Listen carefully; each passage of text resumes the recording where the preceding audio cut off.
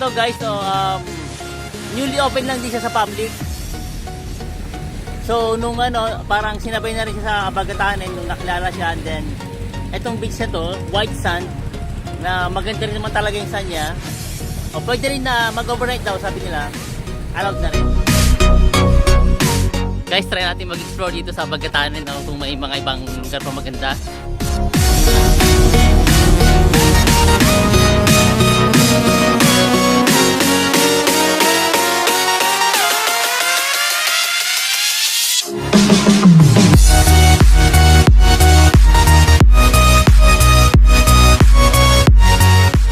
From Abagatanen, sumakay kami nag-boat kami papunta dito. So mayroong mga may hidden white sand dito. So para siyang sand ng Bulinaw. Tinitingnan ko kung ano magandang gawin dito. So I think sa akin, kung akong tatanungin, maganda mag-snorkeling kasi parang may nakita ko kayo na natatalong sa tubig, maraming mga corals. Second, parang ang cool dito mag-camping kasi solo mo yung island. Kaya pagka gusto mo nang walang istorbo, pwede ka dito sa mag-rent ka ng bangka. Around mga 10 to 15 minutes lang ata, parang ganun eh. So this is a white sand. Guys, maganda yung white sand niya dito oh.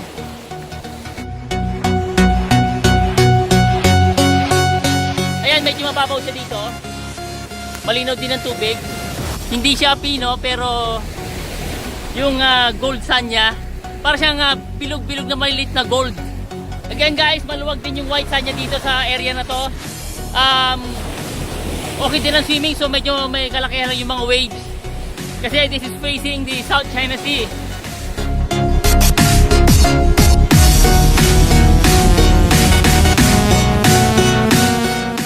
So pag pupunta kayo ng Abagatanen Beach, pwede kayo mag-side trip dito. 500 lang naman yung rent ng bangka. So dito makikita na ninyo yung white sand. So para siyang gold na white, na parang bilog-bilog siya. So iba rin yung sand dito, kakaiba siya. For me, mas maganda yung sand na to kaysa dun sa Abagatanen Beach. Yan.